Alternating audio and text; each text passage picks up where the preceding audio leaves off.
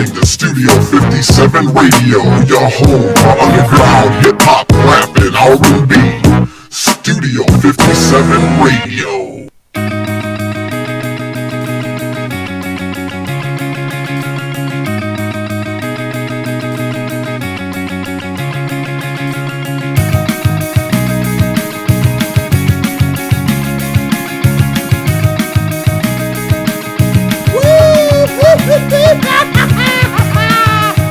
Oh, buckle up, bitches. It is going down. Another live edition of DSR2, and we got frickin' sports to talk about.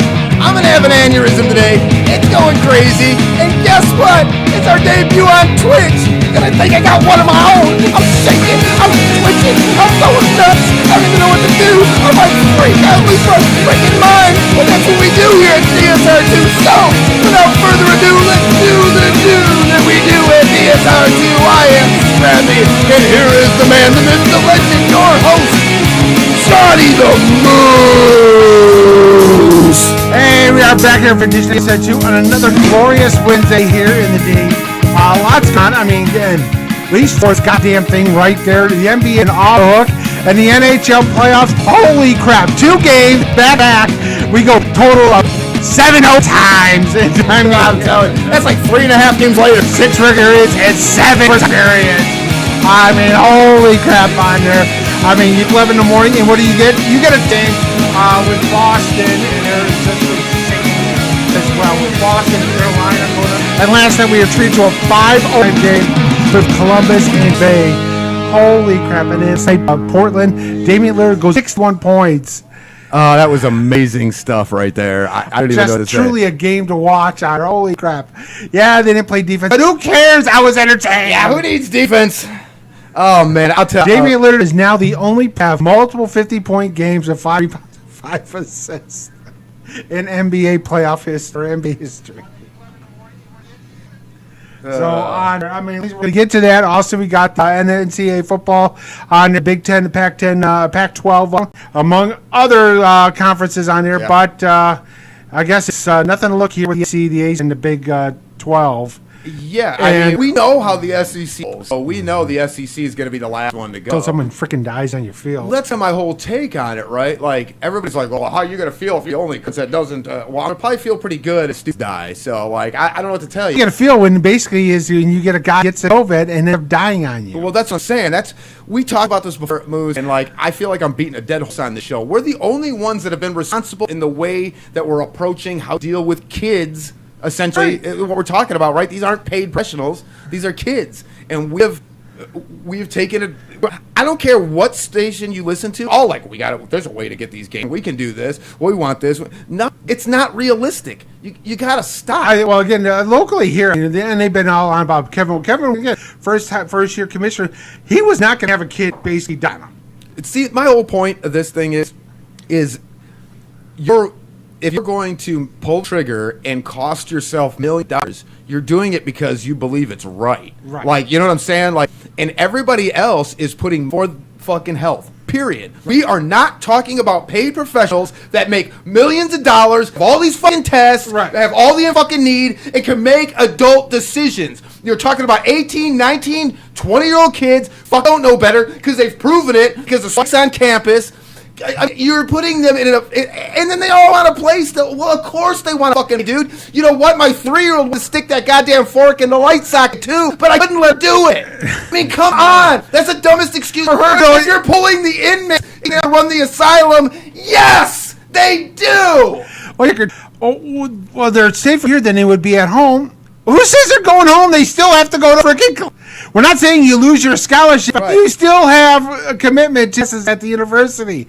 Granted, I mean, state is basically you're on campus, but doing. Tell me again how you're safer at home. Tell me again how you're safer there than at home. There's no bubble, and they've proven even when you're in the bubble, there ain't a fucking bubble. Remember? You're bubbling. I your bubble ain't a fucking bubble. Mark Capri, right? Yeah, I mean, get the fuck out of here with that shit. It makes fucking sense. They're not safer on campus. Right now they are, because it's the only example of zero tests the last 300 tests. Yeah, but you had this in the past. You weeded them out by letting anybody in. You're essentially in a play teams, and how are they going to do? Once they haven't even opened up their own bubble to the people on campus yet. Once the students start getting on campus, it's going to go up. That's been proven across the country already that have opened up, cases have gone, period. They've had, period. It's going to happen. And you can't stop what all the student body does. You have no control over the other 110,000 students that are going to be on fucking campus. You got control over them. Nothing to do with any of the other their campuses and all theirs. You have to put 50 million people in a fuck lake safely. Don't tell me they're safer there than at home. It's bullshit. That's what you say when you're going to lose millions of dollars, and that's more important to you than fucking people's lives. I agree, and that's what, again, good for you know what I mean. You've got the MAC, the GLIAC here locally. You've got Division II, Division III, the Pac-12, and the Big Ten. All said, not happening. Or in the Big West. Right. No, we're not doing it. And the Pac-12 says we're not playing sports till freaking January, and then we'll see what happens. Well, yeah, I mean, that's my take, okay? If you want to be mad at 10 for pulling the trigger too quick and saying we'll just... But all they said is they're postponing. Right. So they're postponing. They will reevaluate. If they sell off in the fucking spring or whatever, and it's viable, then they'll do it. Right. But it's irresponsible, and it's already gotten people in a tizzy. Well, I thought you said you were going to do this, and you said you were going to do that. That's why you don't say that shit. Right. Period. And someone has someone finally took off their sphincter necklace, and you're mad at them? Get the fuck out of here. Deal with it. I mean, come on, Be man. the adult in the room. Someone be realistic about the situation. It's the same for only 3,000 kids a year die from electricity sticking in a plug. Yeah, but do you want it to be your fucking kid? No, you see him do it, you fucking smack him on the fucking take the shit away. And don't tell me, oh yeah, well, how many thousand people die of cancer? How many people die of heart disease? You know what? Can't catch cancer. You fucking dumb shit. It's not apples and orange. It's not apples and apples here. If I knew, you're not getting my colon cancer. I think my microphone just got my cancer. Get the fuck out of here. Fucking dumbass. It's so fucking stupid. Everybody will make an ignorant statement to back up their idea, right? Like this is my stance, and I will say anything to like make my argument, no matter how ludicrous it fucking sounds when you take it out of the context of your ideology and what you think should happen. Just arguing with it again. Again, that's my fault because I'm like, all right, I got to. I know that, but also about college football. Also too about like baseball, like with the Cardinals. I'm like, well, you know what? Well, you know, they should just call them and forfeit and give them the number one pick. I'm like, no, you don't get the number one pick. Why? Because you're a freaking casino. Yeah. You lose. Yeah. Move to the end of the line. Absolutely. For the person, and again, Miami, you don't get it either. For the team that actually listed everything and did everything right, and they lose still, guess what? You get the number one pick. Yeah. Absolutely. Sorry. Absolutely. And I got an eye. Well, you know, MLB cleared them and going casino. No, it was basically a St. Louis executive. Oh, I doubt that to the casino. They went to the casino. And then just a few days earlier, the same idiot, we're talking about how you got to be smart while you're playing. We just all got to be smart of each other. They fucking 2 days later, you're saying dumbass shit. You just told everybody to be smart. You ain't practicing what you preach. These guys are all clowns. Lou Williams going to Magic City to get some wings on there. Right. Oh, yeah. Now, I heard wings off the hook, but that ain't the case of going to a strip club. Well, this is the... Good they named the wings after you, motherfucker. I'm pretty sure you can get one of them hookers to deliver to your fucking room. How about you just have a stripper on a mobile pole with a bucket of fucking chicken in a fucking hotel room? You think they got DoorDash for that? Man, they're already allowing down there. They're allowing people to come into the bubble and bring deliveries to you. Get your shit delivered there. And it's out of town, like in that situation, you had to go there. You get curbside, motherfucker. Curbside. I mean, there's still wings. I mean, don't go into the pitch. I mean, it's just wings. I mean, how life-altering can it be? I don't fucking. Maybe they are, dude. I'm not here to judge that. Like that, I don't never had them. They could be so great that I have to change my underwear every time I eat them. I mean, I don't know that. I don't know. Yo, what's up, Canada? But at this time, I'm not going to Magic City to get some wings. I'm not going to Magic City, period. Dude, in Corona, dude, okay, come on. You can't even go to a strip club here on there. But you can order carry out from all of them. This is my $14 steak. This is my take on strip clubs. Like, when I went into a strip club pre-Corona, I was afraid to touch shit. Gross. Okay, I'm sanitizing my shit. I go home, and it's shower time, baby. It's shower time, okay? Not that I get anything against the girls in there. I love some women, don't get me wrong. But a place like that is already gross. Now you're going to throw COVID in the fucking mix? I'm going to do that, Petrie? No, that ain't I don't think so. And then I'm supposed to all strippers are making good decisions? If they make good decisions, they wouldn't be fucking strippers. Oh, come on, they're working their way through med school. Oh, said nobody ever. Well, I'll say maybe they that, say it, but it's never happened. Fucking hey, man. Hey, all y'all doctors out there, strips to get through college, 313-307-5340. We'd love to hear from you. We'd absolutely love to hear from the stripper turned PH fucking D. And not D, not D, not pretty hot dick, or fuck PhD means in your stripper world. Or medical doctor. Or actually an attorney of law. Text line's open, guys. We're on all social media, Studio 57 Radio, and we're on Twitch now. So you get our mugs on Twitch. Gamer folks, come hang out. Hit us if you don't want to do the social media, the YouTube, the Facebook, the Studio57Radio.com. You can hit us up on our text line, 313-353-40. We'd love to get you in part of the conversation. Canada Mike hanging out with us. RIP Maple Leafs. He's putting out there, I feel bad, brother, but hockey's been good, and you have some good hockey, and we're going to get into that in a little bit after we do the NBA.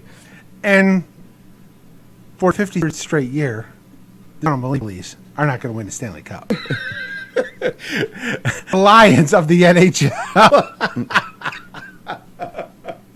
Yeah, there's kind of truth. And yet they're host hubs. Oops. Yikes. I saw that coming. Well, I'm just not gonna go. It's okay. Stuff happens. It always happens. And of course, the New York Rangers get the #1 pick in the NHL draft. All I have to say is bullshit. Oh yeah. To me, in this situation, they guarantee that pick goes to the three worst teams in the league. The Rangers have 70 points. The Wings have 39. Yet the Wings pick 4th. Well, this point, it's a say that's only Bettman can screw up a no-brainer. That's my point, though. It's the bottom three teams. They should that lot have been set up different. The bottom three teams should have been a lottery for that pick. There's no way that a team that is in the playoff bubble should even be in the scenario. Right. It doesn't make any sense. And then to have a team like the Red Wings are like 20 points behind the next worst team in the fucking league. They should be graded 1 through 3. They should get minimum 3. Right, and they end up in a situation because of the way they did this. So for me, it's just flawed from the get. But what you gonna do? I mean, it is what it is. And but yeah, I agree with you. I think again, if it was Pittsburgh, I'd literally drive to New York and freaking kill that man. Oh well, I think I have a little bit of a mutiny from a fan base standpoint because I think that only Pittsburgh fans would like it. You know what I'm saying? Like, even other fans of other teams would be every like, other fan, even if they're not, they hate Pittsburgh like other Wings do, it'd still be like, whoa, wait a minute. Like, that doesn't seem right. So it almost like the frozen envelope, or these other kids with, like, draft picks and such. This would definitely end up in that conversation. And so, and it already kind of, you're already in a negative light with this conversation about it. So, gosh, it could have been really kind of ugly as far as the fan base had Pittsburgh won it. It would have just been us on here screaming and yelling. You know what I'm saying? It would have been a whole lot. 67 up, down, inside with Philly and Toronto.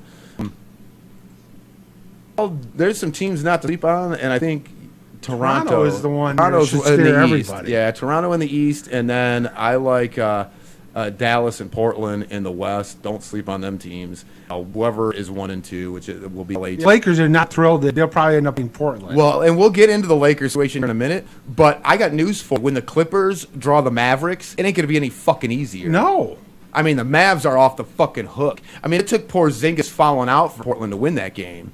Yes. And he fouled out on an offensive foul, which is Ticky-tack. Well, no, they replayed it. It was legit. It's just one of those things where like you just can't be a. It was a thing with Damian Lillard getting fouled at the end of the game. Essentially, can't run a guy over. You know what I'm saying? You can't do it. So a couple of errors and a foul is really essentially what did Dallas in. But I mean, nobody's those two teams. No. In the West, now in the East, I think Toronto. Yeah, I mean, look out there. Denver's probably going to have the easier. I don't even know about Utah. I mean, Utah, Denver not going to be a. I mean, this ain't no joke. No joke either. I mean, Right. So I and mean, then Westbrook on there, they're playing Oklahoma City. How Oklahoma City like the 5th seed? I don't know. It's the same thing with Toronto, right? Chris Paul has been playing out of his mind too. So Well, because he doesn't have anybody to clash with, and he can be the butt man on campus. finally, Yeah, I mean he's hard to. He's not a guy that like works well with others, kind of thing. No. So, but I mean, who thought Toronto would be this good with Kawhi gone? right. What if Toronto's in the Eastern Conference Finals, and the Clippers aren't? What's the conversation about Yeah. your boy now? Right. What's the conversation about Kawhi now? It's like, okay, was Kawhi really that good? Because we knew the San Antonio team he was on was good. Right. And- Because again, it was San Antonio on top. Yeah, it was one of how many championships? I But know with team Toronto, I changed. mean, but I mean, if Toronto makes it to the finals again. against the Lakers as opposed to the Clippers, let's say it's Toronto Lakers, then what's to talk about Kawhi then? Yeah. A conversation. Was he really? He could. He was enough. He's just enough to get that over the top, but not enough for the Clippers, but enough for Toronto. I mean, the one thing I would give like on the quiet does the Clippers. They do play defense on there. They're probably one of the few teams that do for the most part. But yeah, Lakers. I mean, have been struggling. And they got this is the problem, guys. Like I know everybody like rips LeBron a little bit here if you're not unless you're a LeBron sympathizer, but LeBron is hard to deal with. You're stuck in a fucking bubble with his ass. You can't fucking go home to your wife. You can't go hang out with your boys. You can't blow off him. You got to stay with this motherfucker. Day in, day out, 24/7 for months until this shit's done. This team is going to slowly fall apart. It's going to come unraveled slowly through the season until they're gone. We're seeing now. When they came in here, on fire. Now look at them. Yeah. Look at them. The way they're playing, they're fighting, and the shit that they're talking when these other cats get in the meet and shit's slipping. And our boy Canada, of course, he's a Raptors fan and is happy. And they're looking good. And like I said, if you're East, you don't want the Raptors. Yeah, you don't want to play the Raptors. You don't want to play again. Thank God. I mean, Portland will get in. Well, you know what? What happens if this? I mean, thank God Dallas has such a big lead on it. But Phoenix. Well, see, Phoenix has been playing great in the bubble. They haven't lost. But yeah, they're 9-1. They've haven't lost. Yeah, they're 7-0 bubble. That's what I'm saying. They haven't lost since they've been bubble. And if they go undefeated and they win all their games and the right people lose, they could sneak in at 8. Right. But my thing is the Suns and the Lakers isn't as compelling to me As Portland. Right. So, I mean, the way Portland's playing, Lillard is in everybody's head. Like, he just took up fucking shop in everybody's fucking dome. And so he's talking trash. He's put everything. And he's backing up with talking trash on. Dude. Yeah, he's only one of two guys that has had 3 60-point games in one season. Him and one other guy. Yeah, well. I mean, rarefied air. You know, that's one of those things too. And here's a cat on there, and he's a bit of a. But I've liked Lillard. I love Lillard. He went to small college. He went there to learn, and then he went to the NBA team, and he could have left and whether he wants to stay here and finish it and finish what he started and bring a championship to Portland. That's a guy you have to get behind. Right. I mean, he didn't go to a major university. He wasn't a one-and-doneer at Duke. He could have done all that shit. He went to a smaller school, got his education. He went to the NBA. He's a smaller market team. He has no desire to go until he wins a championship. Right. And he want to make a super team. He doesn't want to go and meet up with something happen somewhere else. He wants to win right here, right now, with the people he's got around him, and he's going to work toward that every fucking day. That's the Jordan mentality that's been lost in all the LeBron talk. We talk about LeBron for Jordan. That's what's missing from that conversation. Everybody wants to throw stats and numbers and what they think, but what's missing from the conversation is that heart, that hair, that's what makes somebody different from the next cat. You're always going to see somebody with the next better set or whatever the case may be. LeBron. We'll just keep going backwards, right? Jordan, Magic. We keep going to Dr. J. We just keep going back. I mean, there's always somebody. So that's the next greatest thing. Yes. And so what differentiates that is how they go about being the next thing. And so I think Lillard, though he may next greatest thing, the way he goes about trying is what you have on him. On top of his game. Yeah, I mean, I like his game, but I mean, that crazy, like, fucking reverse right hand, the right side layup shit that's been doing, getting by these players with that little half spin, like that is sick. He's doing that to cats like on the regular. Then he can go from that to the outside shot. And it's like, in that 1-3 a game with the lucky bounce, had to been 12 feet behind the line. The dude in his grill. And the heel and the bitch still win. So, I mean, that guy is just cranking on all cylinders right now. And if you don't like what he's going on, may not be a basketball fan. I'm saying. I mean, the Western Conference playoffs is going to be off the hook there. Yeah. I mean, the East really is Milwaukee will face Orlando. That'll be over easy. To me, it's all about Toronto and Milwaukee over there. I know Boston's had their moments, but to me, they're inconsistent. To me, first round matchup, Miami, Indiana. Okay. It's a pretty good matchup, but I don't feel that either of those teams are conference finals bound. No, because again, the winners play Milwaukee. So, and to me, Milwaukee's not a go. I mean, what the fuck's on over here? They're not playing great. Giannis is headbutting motherfuckers like he's in the WWE, and so like I'm not convinced that they can win a series every series. There could be a team that could knock them off. Toronto could knock them off. I wouldn't be surprised by that. For them, the layoff has hurt them the most because they were the most dominant team going into that long layoff. Well, and this is another thing, man. We talked about it. Team chemistry, the energy, the place you are mentally, all those things. And these cats are taking off their game because they're in a place they don't want to be and all this other shit that's going on. Like, that's the real issue here is, how do you combat those things? The X's and O's and all that they are. Your ability to score is what it is. But the bubble and stuff like that, mental game, that's what's happening here. LA is number 1 seed locked in a long time ago. They're not playing like a number 1 seed. No. And the reason they're not playing like a number 1 seed is because of these chemistry issues, because they're out of their game. They're taking an element and they're trying to adjust to that. And they're not doing well. But Portland is taken out, but they're adjusting well to it. Yeah. So that's great to it. Right. So it's all about how you adjust to your surroundings. And to me, right now, I don't know that Milwaukee is adjusted. I know LA hasn't. So to me, there's a lot going on. So I don't know, man. If they ever get it together, that would be great. I'd love to see, but I don't know if we're going to get whatever, but everyone's like, well, Milwaukee and one of the LA teams. But I'm telling you, LA could get bumped off early. Toronto could end up there instead. Could end up with a fucking Nuggets. What if you got Denver and Toronto? The NBA going to love that one? No. Denver and Toronto. You liking that NBA? I don't think they would. No. But do you think but it's funny because it's the same for all the kind of boycott sports speaking out. It's like ratings are up. Right. So you can boycott all you want. Ratings are up. They are up from before you COVID. can say to boycott anyways, but you're not listening. You weren't watching to begin with. Right. Well, that's what I'm saying. The ones that are boycotting aren't watching. They weren't watching anyways. They weren't paying attention. Don't give me this crap. I'm not going to watch them more. I didn't watch them to begin with, so you know what? Fuck off. Well, if you're a fan of sport and you're mad about somebody's beliefs outside, then you were never a fan of sport, right? Because I couldn't care less what any of those cats think. Entertain me. Right. You know what I'm saying? Now, do I think that they should use their platform for something good and progressive? Absolutely. Like, why not? You should. Do I ever? And I don't. And I'm not going to get into politics whether I do or not, but I don't, and you don't. Nobody has to agree with it. You just have to enjoy what you're watching. Right.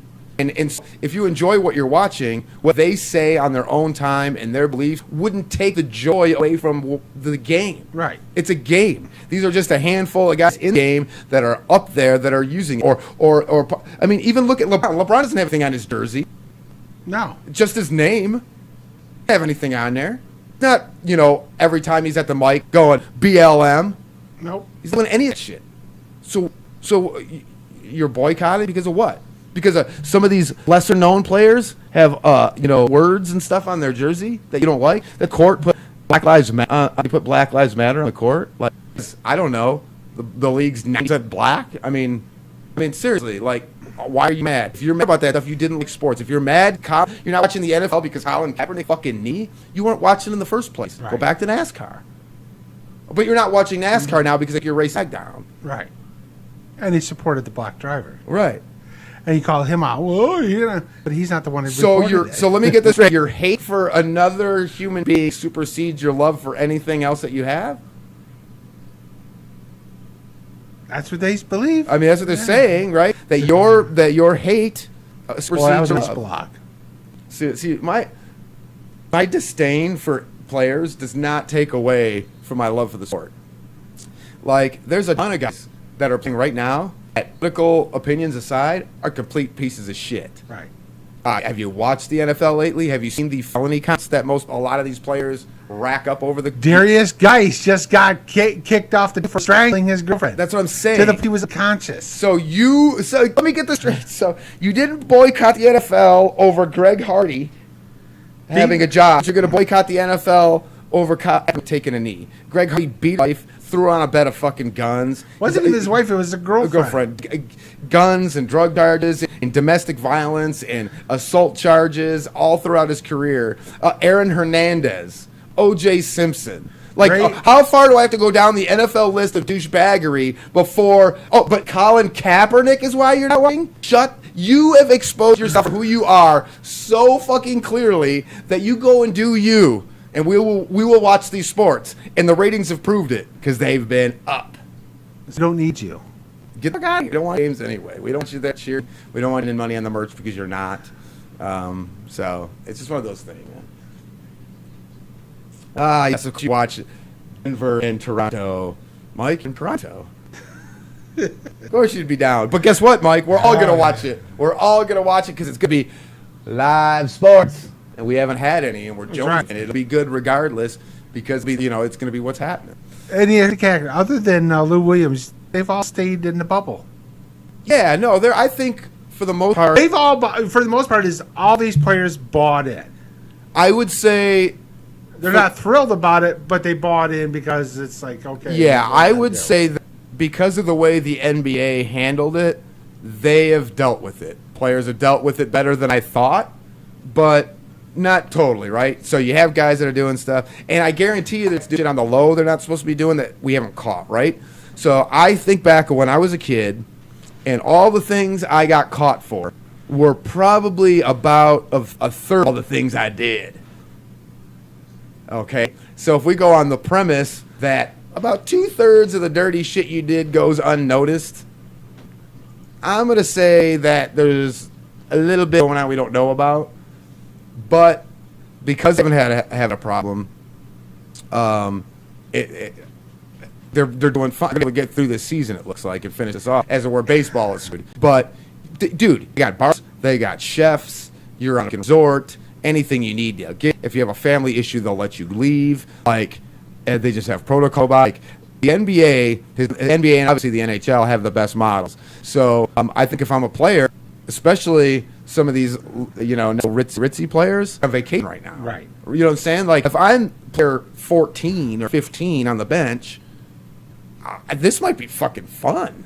Right. You know what I'm saying? Like, I got to on my own. Like, And we can't. And we got to really root for the true MVP of this. And pretty much said it is Chef Sean Love from Detroit. Yeah, from here in Detroit. From Schoolcraft College, the head of their culinary program, who got the call to come down there and basically fix the damn menus. These clowns down here can't fucking cook. Right.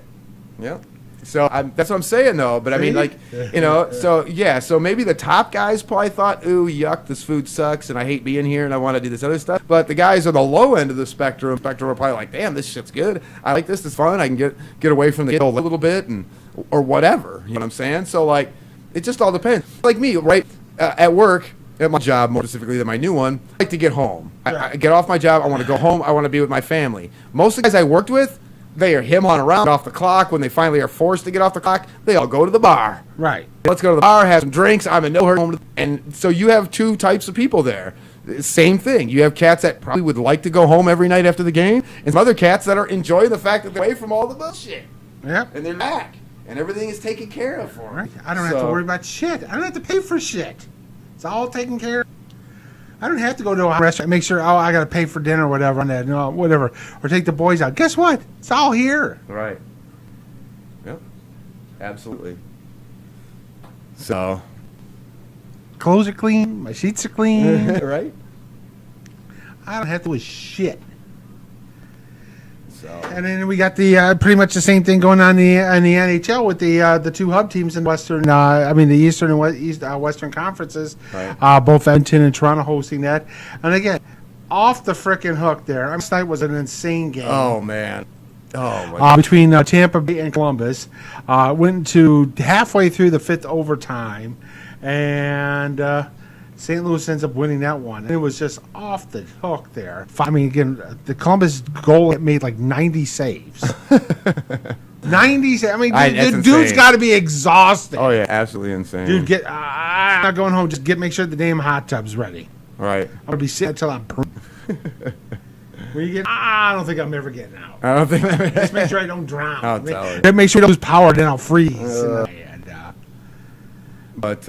Yeah, the number one seed losing goalie for Columbus. Or he was the three. Yeah, he was the number one star. He plays with a 966 save percent. One game. That is so insane. I mean, just to get plugged with that many bucks, I don't care how much pad you got on. That's got that. I mean, we take 30. That's one thing. That's a busy night to take 30 shots. And you took 85 fucking shots. That's what he saved. So he took 88 shots because 3 were about. Although he didn't hit him, obviously. Yeah. But yeah. And then on top of it, today I was like, okay, Boston and the Hurricanes going to double overtime. 4-3. I mean, holy crap! It was just freaking great. I just like it. I love the. Well, see, this is the whole thing with. It started at 11 in the morning. So if you're hockey and you're not working, you get them. Oh, I got like 12 hours of hockey. Well, this is what fucks me up. Excuse my language. This is off before we started going back to work here in this area. It had been like that. In the morning, like off time, because of something.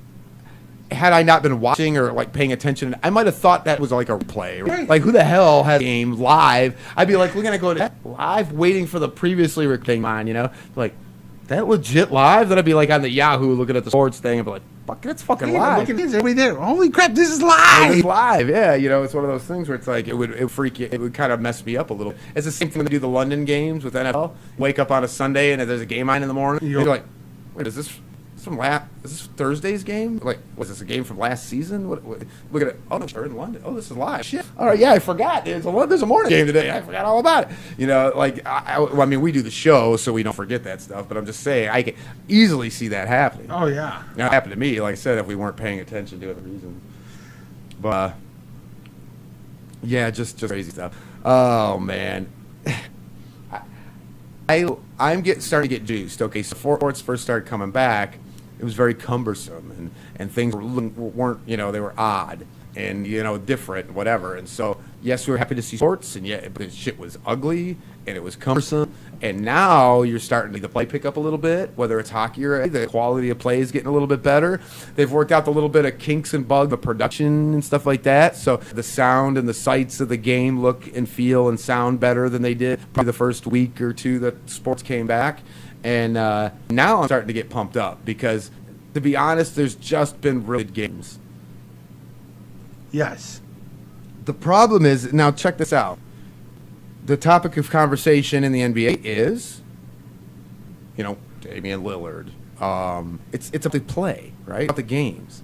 In the NHL, we've got a little talk of the draft, lottery bullshit, but for the most part, they're talking about these games, the overtime. What the fuck are they talking about in baseball?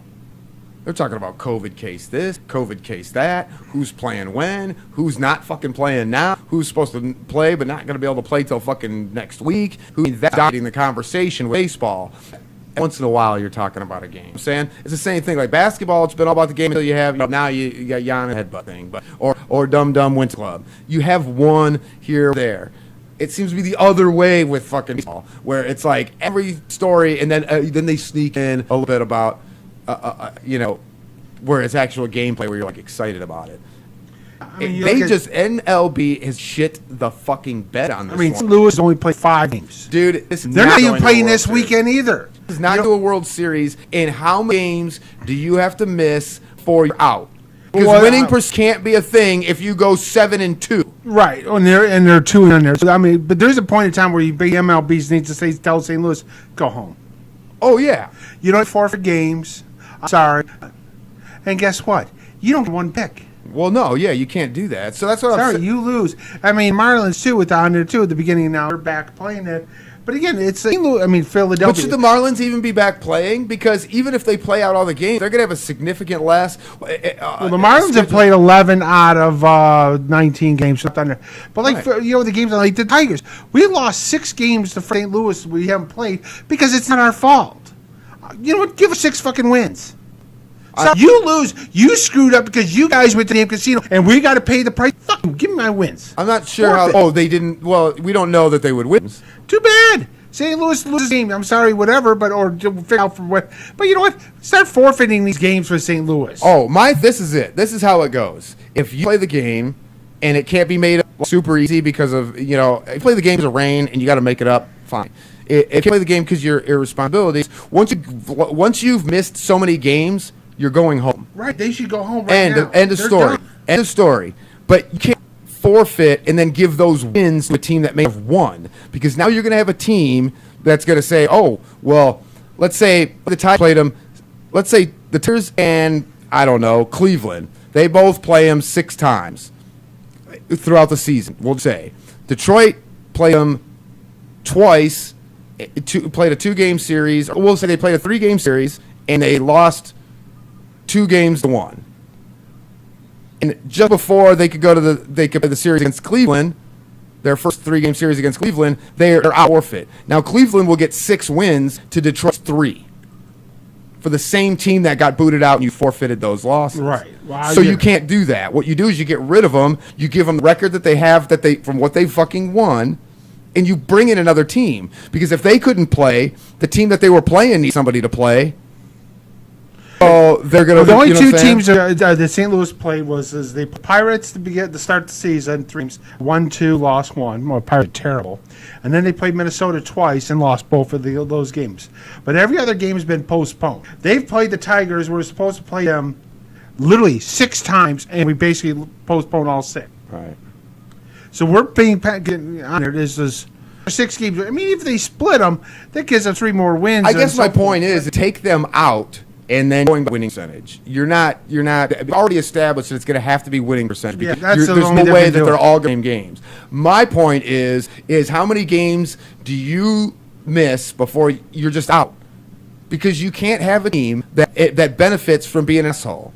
Right. So they only can place in 9 games, and they went 7-2. I'm sorry, but so now they got an 85% win, and they're in. We're roughly a third way through the season. We're roughly 20 games in, and they've played 1/4 of those games. Right. Guess what? Go home. Right. But then their opponents and how you deal with it. Then what happens is you got to shift everything the other way. It's such a mess. They didn't think any of this through, and we ripped them before it started. If you don't do a bubble, this can't happen. And to have all and now they're talking about a bubble for if we through the playoffs. It's too late. You have to start with a bubble, not finish one. It doesn't make any fucking sense. They're a bubble be infected. Right. It'll be an infected fucking pus. Well, here's the funny thing too is with the stats wise is Aaron Judge in 17 games has got 9 home runs. That's insane. I mean, so if you proportion that out, and if he's on this base under, he'll end up with 31 home runs, 60 games. Right. That's insane. Yeah, he ain't gonna, but yeah, I see what you're saying. And the same thing with Charlie Blackmon, who's batting for the first 17 games, he's batting .500. Now, again, if he bats .400 or better, does that count as on there? Well, because it's a season. Right. But it gives him that asterisk. There's no way you can compare that to Ted Williams in 1941, who played a complete season, 154 games on there, and he batted .406.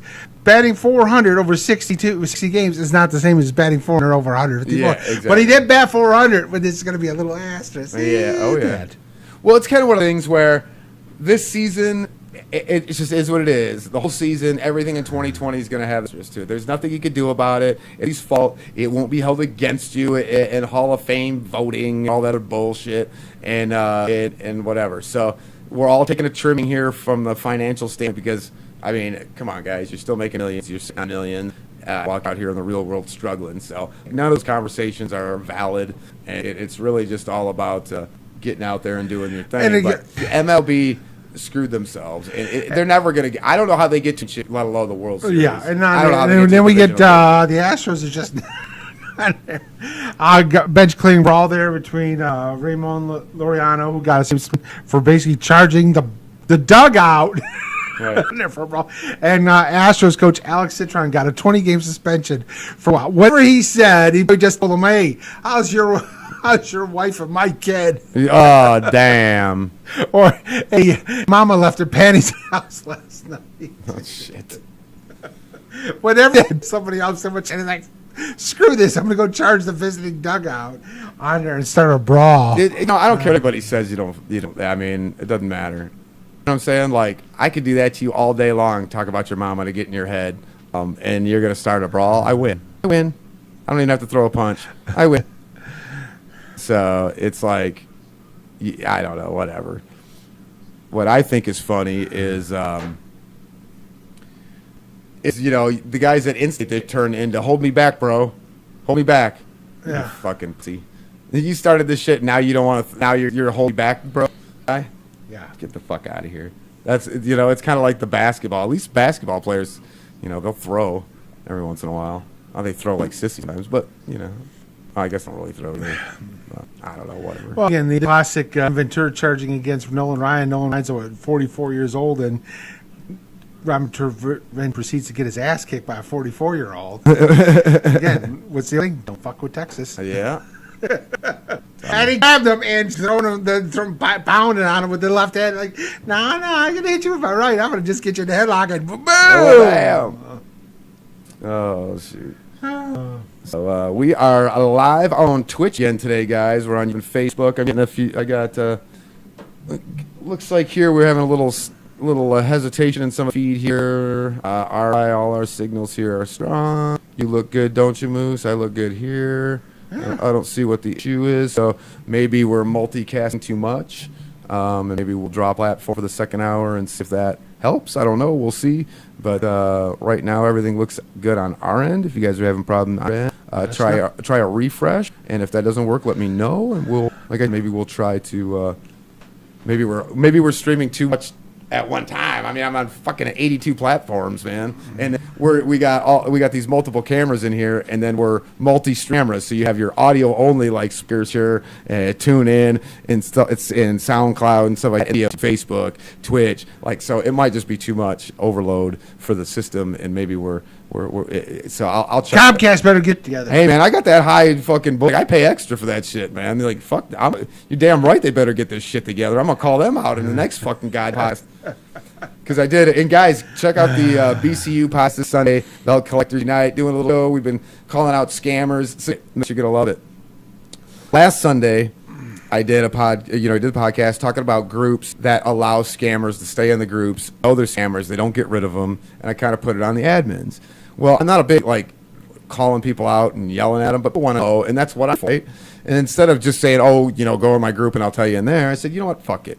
And I put the group's name out live on the air and called them out, just did it like we're supposed to. I'm in the group. Well, I was in a group. By the time the podcast was over, I was booted from the group, and all said scammers were still in said group. The consequence to that, unfortunately, was that I woke up today to well over 100 new friend requests. So I think we're on to something. So Sunday, 7 p.m. Eastern Time, right here on Studio 57 Radio, we will be continuing with the saga that is Belt Collectors Unite. So check out the BCU podcast, 7 p.m. Eastern Time on Sunday here on Studio 57 Radio. And I'll kind of show you what happens. We'll put the things out. It'll be fun. So anyway, I will do that shit on the podcast. I have ranted in hundreds of new likes. How the fuck did that happen? I don't know. It's the craziest thing. So whatever. We'll keep it going. And we'll keep having fun. But and we love hearing from guys. So go ahead. I got to get into the text line thing. I didn't even open that up. So open it up.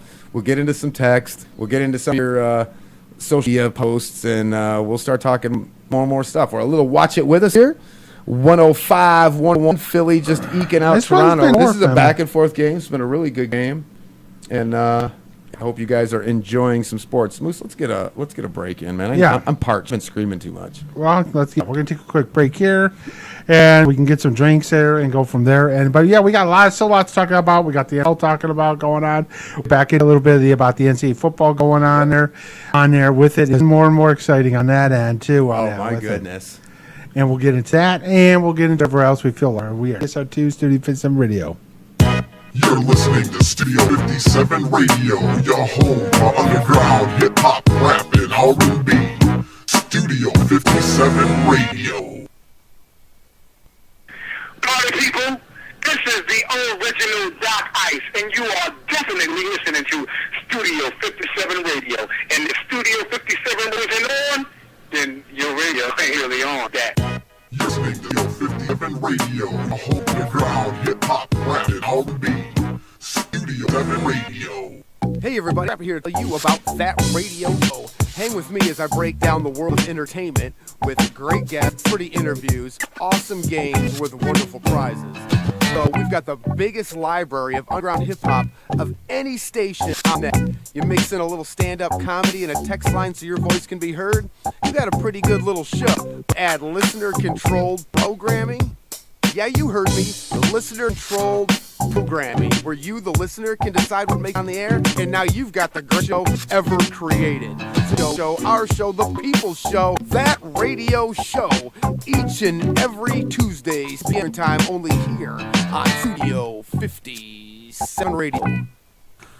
Hey, this is your boy Big D, here to tell you about Mark Tattoos. Guys, this place is the cleanest studio in Detroit, and the artists are top notch. If you're like me from the D, you need on Fridays for that D-Day and get your old English D for only $20. Not interested in tattoos? Mark for Life does body pierce. Mark for Life is located at 22533 Van in Warren, and the guy there 7 days a week from noon to 9. So give them a call at 757-2022. That's 586-757-2222. Tell them to 57 and get 20% off. So what are you waiting for? Call them now.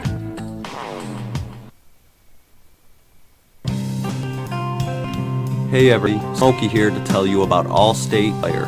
With winter fast approaching, the most important thing between you and the road is your tires. So don't put your safety in just anybody. Go to Allstate Tire. With new and quality used tires available, you can trust Allstate Tire for all your tire needs.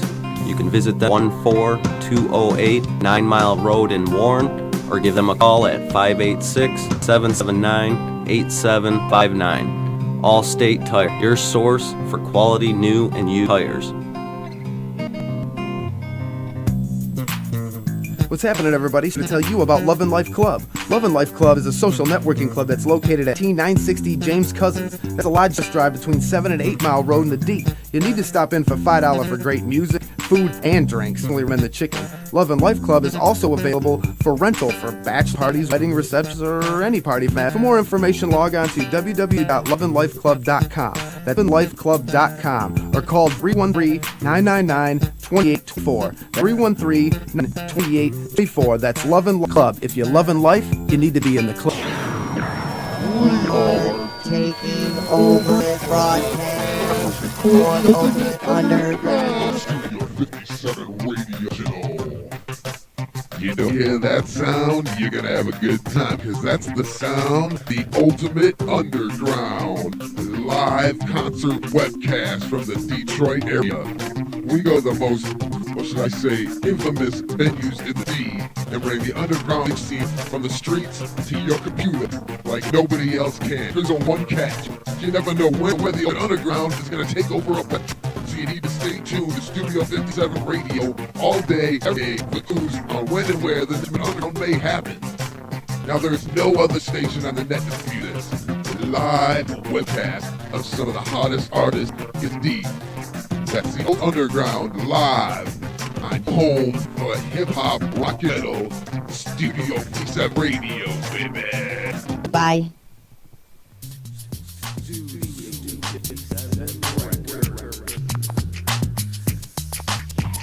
Get what you want, cause we what you need. Studio 57, serving streets of recording, mixing, mastering, or grade.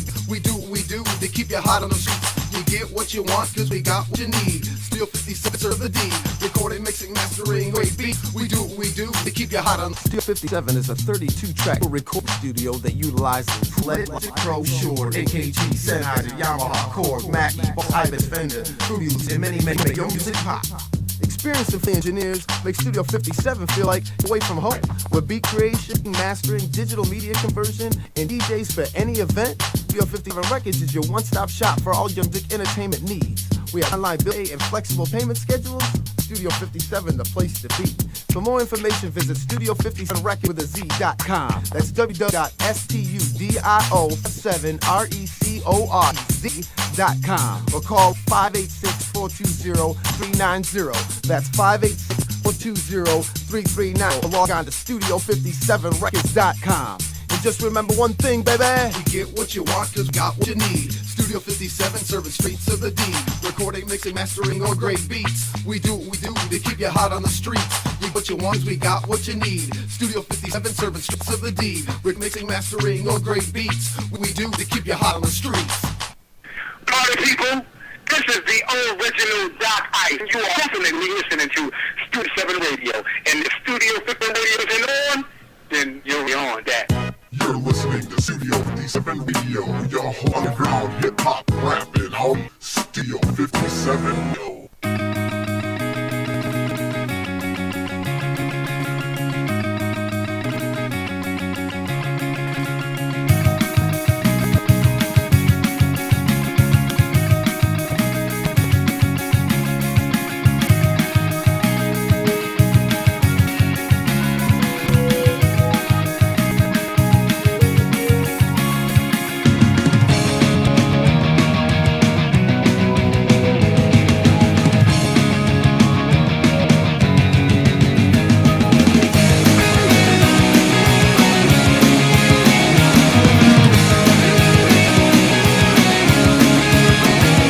Yo, yo, yo, yo. What up? We're going to try this thing again. 2 hours, one in the books, one more to go. Live debut on Twitch, guys. If we get stuttery, as I call it, we're chopping up again, let us know. We will drop the feed and force everybody over to Facebook, YouTube, Studio57Radio.com, and all the platforms to check us out there instead. Because anything different from what we've been doing, and we haven't had those problems. So, we talked NBA, we talked a little bit of NHL, we kind of ran the MLB, we got plenty about NCAA, and just, I mean, it's just gonna have fun and watch it with us, little NBA basketball. So, let's back to thing. Hour 2, I am Scrappy. Hey, we're back here for the second hour of DSR2. Again, on this glorious Wednesday here in August. It was wonderful outside. Mid 80s, no humidity down low. We got Philadelphia at the way here. They're up by 9 now. So, in case you missed us the hour, we talked a lot about the NBA, the NHL, a little bit about football shutting down, a little bit about the NFL and everything with it, a little bit about baseball, where St. Louis just can't fucking right. I'm sorry. Okay. Time to go home. Yep. Go home. Yeah, You're not allowed anymore. You can't play with right by the rules. You just have to go home now. Well, this is my whole thing, right? Hasn't the NCAA learned? No. I mean, not because they're trying to fucking play. They're all mad that the Big Ten, they're all at home, but they're the only ones that are being sensible. Look, the NCAA, the Big Ten, all kinds of SEC, they're going to use the same formula as baseball. Right. Right? Yep. I mean, and that's really working out for fucking baseball, ain't it? Yeah. How's that working out? Baseball week goes ready to shut down. And again, we're still right now ready to tell St. Louis just go home and that. But again, they're one more team just screw around and don't listen to the rules. Then they're just going to shut it down altogether right now. But yeah, you got all the other small, again, no bitching and complaining about the Division 2 and the Division 3 schools all shutting down. Oh my God, the Big Ten and just about the Big Ten. Nobody cares about Pac-12, the nothing, whatever on it. Oh my God, the Big Ten. Dude, the Ivy Leagues, all the little colleges, they're all stopping. It's a the Big West. Kevin Warren, who's a first-year commissioner, basically, he's thinking like, I'm not going to basically get in here and everything blow me. Right. I'll shut up. Right. All these schools talk to their lawyers. Said, dudes, yes, you could be hammered with a class action lawsuit. Just screw us. Yeah. We're going down. Yep. Sorry. Yeah, I mean, yeah, duh to me. It's a dumb moment. This whole thing is fucking dumb. I don't think that shit. They this thing down. Like I said, even if you want to just wait out and say we're gonna everything until further notice and da da da da, that's the time ago, and that's the way they should be handled. And you know that way, fan base isn't freaking out, whatever. And then it buys time to see how things are going and what they can do, maybe what changes and things that they can implement that have worked for the NBL, and then not do the things that baseball did. And so, Right. like, And then it's like all the northern content, West Coast all said, nope, we're shutting it down. But all of a sudden, the schools, again, where everything's hot spots and nobody's listening, is like, oh, we're going to play as normal. yeah, and look what's happened. And it just, guys, this is the problem. It's detrimental to other sports that are doing it the right way. Right. Because, you know, everybody that's not, the whole community gets put at risk when these kids get ill. I mean, let's be real about it.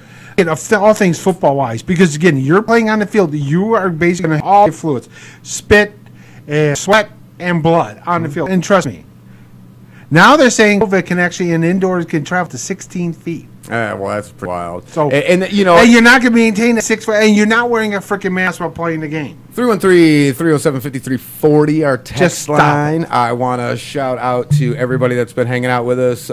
Joe, Mike, Robert, Ken, Dave. Thanks for hanging out. In here, unnamed texter though is chiming in on here on this one here. Oh, it just fucking reset, bitch. Oh God, I lost it. All right, go ahead. I'll try to find it again. All right, Damn it. so yeah, you get on there with it. I mean, there's no way. And again, say your school's maintaining the bubble and you're doing all the testing with her. But great, what happens when you start playing and the other schools not maintain well? Rutgers had 30 freaking got positive Right. like 8 days ago. I know it's crazy. But we can all do that. Come on, the hotspots are in Texas, and South Carolina, and Georgia, and Florida, and Louisiana's a hotspot too. Dudes, you're not going to maintain it. There's no way. UConn said during the ACC, we're not playing it down. Now, okay, here we go. I found it. Unnamed texter. And they probably want to stay unnamed because of the political kind of... it's not political, so let's read it. But it showed parallel to politics in this country with sports. Why is it NCAA reminds me of the federal government leaving it up to the states to figure things out, and everybody's doing something different and nobody's on the same page? Why NCAA not forcing the hands of these conferences to all do something formally instead of leaving it up to each to make a decision? That is the big question, because EA is a feckless organization that has no power. And all they I do. think that's a great point. And look, guys, we try to keep the politics out of it, and I like the comparison though. Well, yeah, because if you think about it, right, they're the running body over everybody. They Right. should have that. But again, the power all conferences under the NCAA does not. All they do is set up goals and basketball But very tournaments. similar to the federal government, right? Right, Like, they just the rules, and that's Right, it. right. But they have no guidance or guidelines to help you out. Right, and that's the same thing with our federal government. Right? Like the federal government is here to work for the states and to work for us. It's up to the states to kind of police their thing and whatever. And if it doesn't happen, then the feds step in. And that's the same thing. And so the feds aren't really supposed to put a unilateral thing around and run the states per se. When you have an unprecedented situation where you need everybody to be on board together. We all have to be on the same page, no matter what page it is. We got to be on the same page, whether it's whether it's all in or a hybrid or nothing at all. We all have to be on the same page for it, whatever we choose to work. So for me, I feel like just like not the federal government's job to make the mandates for the states, they still should put mandates out so that they could be followed. And then everybody says, okay, we're all following the same page, reading the same book, doing the same thing, and then there's no question. But it's everybody's doing their own fucking thing. Just like with the COVID in the states. Florida, Texas, Arkansas, Iowa, Michigan, Colorado, Detroit, Portland, New York. Everybody's doing something different. Right. Nobody's doing the same fucking thing. Then everybody's pointing fingers at the other cats because they ain't right. And in the end, Nobody's doing right. We're all learning on the fly. Right, because this is a new thing. It's unprecedented. And so it's the same thing. So it's a like they say sports is a microcosm of society. That is no more rule before than it is right fucking now. And again, and also too, to expand, especially here on the Big Ten, is there are a couple of schools out there basically not listening to the presidents. Nobody's on the same page. Michigan is Harbaugh's not on the same page. Well, yeah, so they're not even on the same page within the university, let alone within the, right. within the conference or in the association. He's not on the same page as the president and the athletic director. Same thing with Penn State; they're not on the same page. Ohio State not on the same page. Nebraska, because you're asking the inmates what they want. Right. Sorry. Do you go to fucking prison and say, hey, guys, what do you want for dinner? Or do you just fucking feed them what you have? I mean, come on. Yeah, Scott Frost goes, well, we're thinking about just leaving the Big Ten. I don't think you can. Legally, they can't. Legally, they can't. Go ahead and try. Legally, they can't even go to another conference temporarily. Nope. Sorry. Like, not even on a 1 year, like, because COVID. You can't even do holy crap. Whoa, we're at 121 with 20 seconds to go. We're missing the ball here. What the hell happened? Like, they're ready to put it away. That's what broke my Facebook feed here. 18 seconds to go. Tie game. Who's got the ball? Ronto? Toronto. Oh, Canada Mikey. You won. Holy shit balls. I just look over like, oh! They were down by like 6. They were down by 9 points. Yeah. Well, we just got into talking. All of a sudden, they just came. Oh, look at that. Just blew by them. Man, I love it. Love watching these guys. Look, this is it. They can't show the crowd, so they show the bench, and I love it. We'll take it. Any bit of enthusiasm. So, yeah, I mean, you look onto it. I mean, there's just no... And, again, once you start playing other teams on there... And, again, once these cats start getting on campus, you can't tell me, oh, it's Thursday night. You're done with classes. Oh, boy. We're not going to go hang out. Right. Even if they don't go to the bar, you get a group of guys together and go hang out and have a pizza party or whatever. It's someone's house. Well, my whole thing is you can't make other cats do the right thing. You can't. So like, and then you're gonna go virtual as an institution. Basically, these kids are either gonna go stay home or go to campus and stay in their dorm rooms and do a virtual learning, but you're going to say, hey, go out there and play football. Right. Well, how the hell are you going to do that? It just cracks me up that we expect adults from the 18 to 22 take basically all the right decisions on. Right. That's what you're doing. You're for them all act like grown-ass men and women and not make mistakes. Dude, we've already proven that the grown-ass like so you want 18 to 22, and you have to understand that even if you can get your team to do it, and if every coach gets their team to do it, you cannot get every camp. You've got no control over the others to be on and off campus. You don't have control of the other people that are going to come in and out of campus. Toronto just scored with 4.9 to go. Oh, they are up by with enough time, with inbound being on the other side of the court to. But it's Philly. They have no 3-point shooters. Well, but they don't need a 3-point. Yeah. They just need a basket. They don't need a 3-pointer. Is that fucking? That what's his name? God damn it. Anyway, yeah. You just can't. You're putting too much. I think you're expecting too much from these young people. And that being such a variable that you don't have any control over at all, I just think it's irresponsible. That's the best word I could say for putting those kids out on the field right now. It's just irresponsible. And I'm sorry if if you came in my room, recruited my fucking kid, and my only fucking thing to you was, I can't be there, you need to protect my son, and then you're going to fight to put him on the field in this shit? Yeah. Fuck you. Fuck right. you. Fuck you. You went to my fucking house and lied, you fucking asshole. You don't care about my fucking kid. No. You're going to take care of my fucking son because you're going to put at risk so you can make money. That was fuck you. Josh Richardson. Oh, that was Johnson.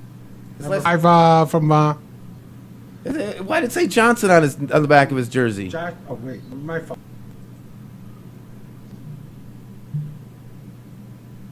Stanley Johnson. Is our boy from the Pistons? Yeah. I'm just making sure I'm not losing mind. Is that? Yeah. That's why I was like, is that John? Is that what am I? Who is that? It just took me a minute. Oh, they stole the ball. Game over. They inbound pass. Yep.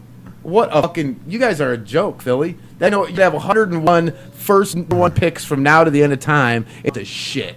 Nope.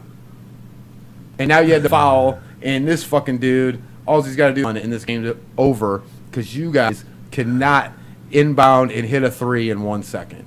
No. You guys don't have the skill set to it. Sorry. Oh, if he hits both, then it's totally over. But, I mean, even if he'll definitely hit one. And then they'll time out, and then they'll run down there, and they'll try again. You couldn't even inbound clean. You're going to inbound and shoot 1 second. Get the fuck out of here. It's such a disappointment. That big disappointment Yes. in the NBA All now. the number one picks they All had. the talent had over the years that they've brought in, all those top picks.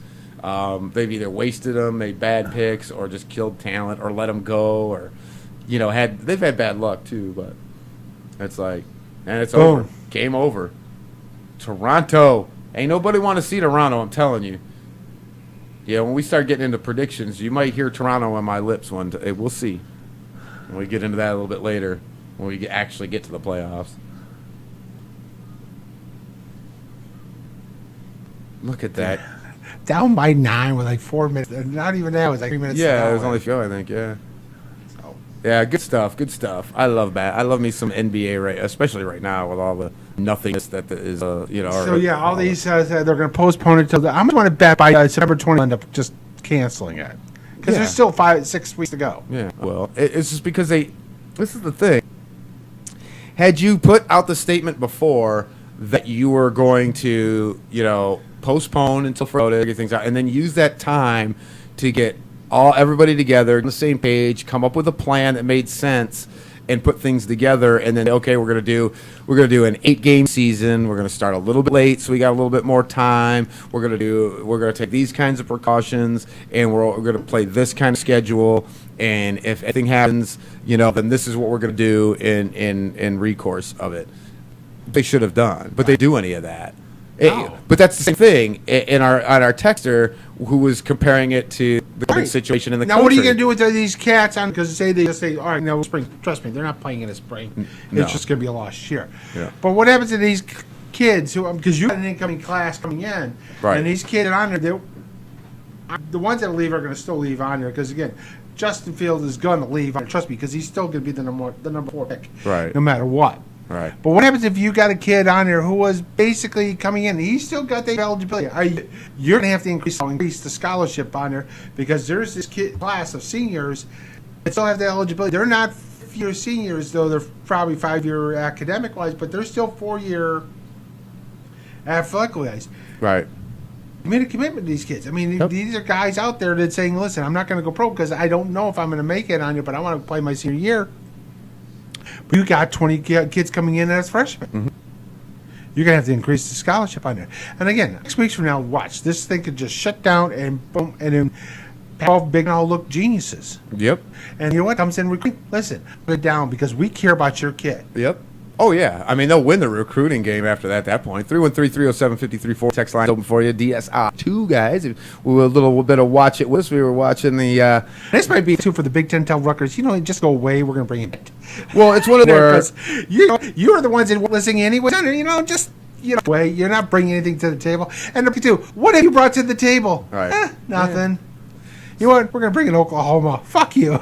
This is going to be another good game. Damn, Moose. I can't stay up till in the morning. The Clippers in Denver? Yeah, this could be. We didn't get nap time. Oh, no, we sure did. Goodness. I got a full day of work tomorrow. Right. I got to go to Toledo. Yeah, I don't want to go to another state. Sure don't want to go to Ohio. They're not doing well. I went to Indiana a week and a half, and guess what? Indiana's like redneck heaven. It is. I went to. It was funny. I mean, you're not in like Indianapolis, Bloomington. It's like it's horrible. It's people Walmart live. So I was. I had to do a job, my old job, and they sent us out of town to Hammond, Indiana. And so I went on my Facebook and I'm like, and I checked in for my hotel, on the thing, and I go, what is there to do in Hammond, Indiana? And everyone goes, go to Chicago. In other words, get the fuck out of there. Why are you there? Go to fucking Chicago. That's the nearest thing worth anything. Go to Chicago. We were in Fremont and on there, and they had the outlet stores. So the kids all wanted to go there because on there, it's like the only outlet store where basically these kids was Under Armour. Oh, okay. And of course, you had limited. I understand. So like, okay, games are canceled Sunday because it's raining and that. So all right, we'll get there on there. So we're like, oh, they'll be already open because there's people standing there in line to get let in. They're standing in line. They didn't even open for an hour and a half.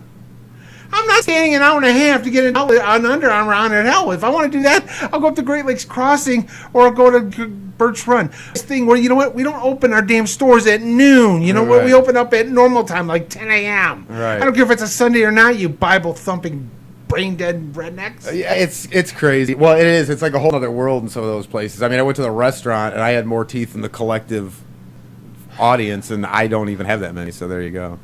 We had a slight interruption there, but that's the first one since we've been back in the second. So we will keep it rolling. Oh, maybe I just spoke too soon. We might be dropping the Twitch feed. Not too much. Sorry, guys. I'm just you just in case you notice the Twitch feed go bye-bye. So let me see here. So I'm going to say bye-bye to Twitch, guys. If you're on the Twitch feed, checking us out. It was our trial run to see if we're going to continue to do it or how we're going to handle it. Go over to Facebook, the Studio 57 Radio page. Go to YouTube, Studio 57 Radio, to subscribe. Check us out there. I'm going to say goodbye to our Twitch friends. I'm sorry that our first episode got cut short a little bit, but it seems to be potentially messing with the feed. So we're going to let it go, and we'll come back and finish this. We'll continue finishing on the other two medias, of course, Studio57Radio.com and your podcast platforms as well. So I'm sorry, Twitch, but we will see you fully next week. So there you go. I got rid of Twitch, and we'll just rock the other ones, and we'll see if that helps. It's taking a minute to disconnect. Same thing with the NCAA. They need to get a grip on what's going on within all these different conferences and how they can handle this and how they can make this thing work and get everybody on the same page, and they have not been able to do that. And that's why it's the same thing with baseball. And so, at least with the NBA and NHL, they got everybody on board. They got a plan in place. It's kind of universal across the thing, and it makes sense. And they're going to be successful. Now the trick is going to be what of those things can the NFL use to make sure their season goes? Because as much as you want to get into, you'd love to see NCAA, college football, it doesn't make sense to put kids at risk. But if you've got millionaires that are grown adults that want to continue to make millions and they're willing to play, then that's a whole different conversation. And I think the NFL could very well, because in my opinion, they've kind of shit the bed too, because they're just going on like nothing's happening and they're just acting like nothing to look here. Yeah, and they're just moving forward when they've had 5 months, 5 months to kind of come up with a plan, and then really whatever they decide to do is going to be the template for college. Right. You know what I'm saying? So it's really incumbent of the NFL to figure this out and get this right, so that some of that blueprint can be applied to the college game and we can get those sports back. Because it's really, as much as people talk about all the money that they could lose and it messes up the university and this and that and the other thing if football and basketball doesn't play, I got news for you. It's all the other sports that go bye-bye. Right. Because all the non-revenue sports will be gone. And then if this doesn't get rectified sooner than later, or they don't find a way to do this the right way, and they have to shut it all down, some of those non-revenue sports may never come back. Yeah, I mean, the one thing is... in some of these colleges and some of these universities, they may never come back. Well, yeah, there is that aspect on there, but there's also the whole Title IX aspect, too, is you need to keep basically certain women's sports on there. It has to balance out. Men's sports, yeah, but I don't. Well, right. So I keep. So you're going to see non-revenue men's sports may just go away. Yeah, that's what I'm saying. I didn't specify male or female. I said non-revenue sports could be gone. So you're looking at is right, but they'll have to keep certain non-revenue sports for women because it's good Title IX. So you got. It's just the way it is. Well, sure. You'll have girls women's basketball and women's softball, and then you'll have men's football and men's basketball. But you get it's scholarship for scholarship. So there's 85 scholarships of men. You got to come up with 85 scholarships for various women's sports. That's not an issue. It really isn't. No. But you're going to see like men, again like men's wrestling may go away or cross country will go away. Oh, yeah, it'll all be gone. Again, That's what I said. A lot of universities, Volleyball you're not. They'll be gone, and that whole Title IX thing won't play. It'll get changed. Yeah, things will. It'll be modified. So you could take that model. Track and field may just go throw it away. I mean, certain small schools, they may just go away. Oh, well, yeah. All your crew, that shit's gone. Yeah, crew, gone. Yeah, I mean, all that shit's going to be fucking gone. Fencing, gone. Yeah. Bowling, gone. Yep. Then again, bowling's not really not a sport. No, it's a game. It's an activity. Yeah. Anything you can do while you're drinking, it's not a game. It's not a sport. It's not a sport. It's a game. It could be a game. It's not a sport, It's not a sport, though. I'll tell you what. The cornhole tournaments are more exciting than bowling. I mean, I'm just telling you. English dart league is freaking insane. Have you seen the cornhole tournaments that they got? I've seen them. They're pretty good. They're pretty good. They're not But bad. yeah, again, English darts is freaking insane. Yeah, I got hooked on that during the like, oh my god, look at it. I mean, they're getting a crowd of 20,000, and he's just like, he's got to get the triple 20. Boom! I'm like, holy shit. But none are sports. It's freaking Those are all games. It's They're all something you can games. do at the bar. Yes, they're all games. It's not a sport. Yeah, it's where cornhole's either played in the backyard or at the bar around here. Yeah. You know, they have the cornhole tournaments at the bar, and or you're playing in your backyard. Or tailgating. Yeah, tailgating. Yep. So. Yeah, so it's not a sport. Raps win, Tigers lose, Jays losing. Damn it. I know. At least you got the Raptors, though, Mike. And yeah, but the Jays at least get to play in their new home stadium there in Buffalo. Yes. I heard they did actually. They said it looks pretty sharp. So. Oh, good. Because the haphazardly cut fucking cardboard cutouts in baseball is one of the most embarrassing things I've ever seen in professional sports. And the only thing that's funny that I like about it is that like they put like interesting people in there sometimes. Did you see Bernie Weekend from Bernie? Yeah, that was one. And then there was another guy, I forget who it was, he was from a rock band. Who the fuck was it now? Oh, someone's gonna murder me. I can't remember off the top of my head. Like big time fucking musician, and they had him right behind home plate. Who the fuck was it now? I didn't watch the game. I just saw it or heard it on the highlights. I started laughing. Geddy Lee, thank you. Geddy Lee. Well, yeah.